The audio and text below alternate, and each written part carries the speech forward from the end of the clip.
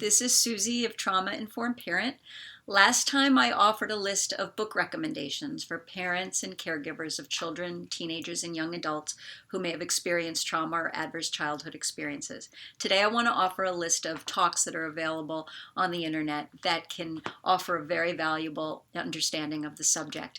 Also, for people who may not have time or energy to pick up a book, these talks offer a nice, quick overview.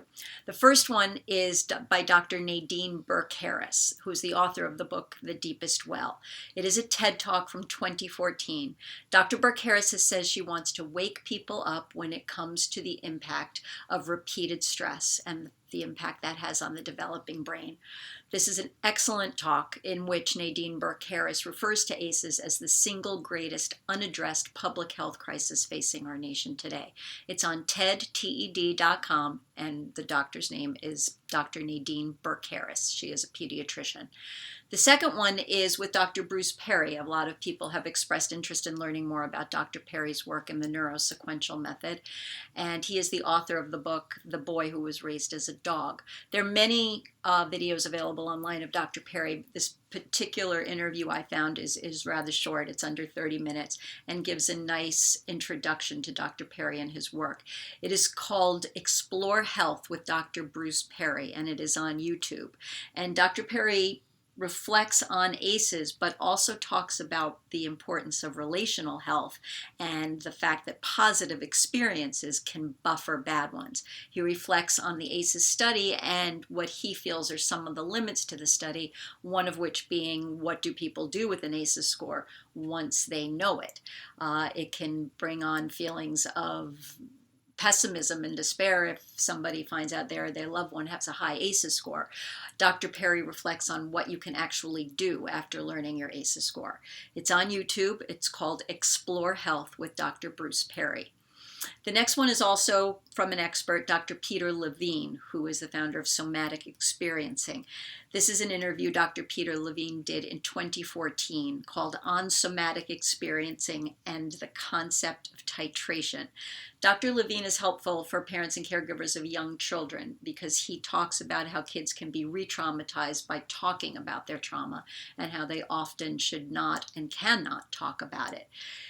Levine in this interview reflects on what he has learned from studying how animals react when they're immobilized and scared and how that has helped him help people.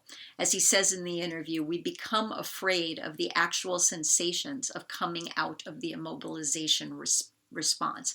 In other words, we become so used, or a child becomes so used to the feeling of fight or flight or freeze, that actually healing and coming out of that can be very, very scary. Dr. Levine reflects on how it is so important to befriend our bodily sensations. This interview too is on YouTube. It's called On Somatic Experiencing Approach and the Concept of Titration with Dr. Peter Levine, Levine. The next couple ones I'm going to recommend are not experts. They are people reflecting on their personal experiences with trauma. The first one is a woman named Dani Bostick, Bostick. She has a TEDx talk that is called Breaking the Silence About Childhood Trauma. It's from 2018. Dani shares her personal stories with suggestions, and it's a very valuable talk for parents because she gives a perspective of what it was like to experience PTSD herself and how she didn't realize she even had it until she was studying to be a counselor and realized and recognized that many of the symptoms she was studying she had. It's a very concise talk. Dani gets right to the point and says, here's what you need to know about trauma and what you need to know to help children. She also reflects on the concept of disassociation and how it can manifest in the classroom. So this can be a very good talk for parents to see. It's on TEDx, TEDx, and her name is Dani Bostick, Breaking the Silence About Childhood Trauma.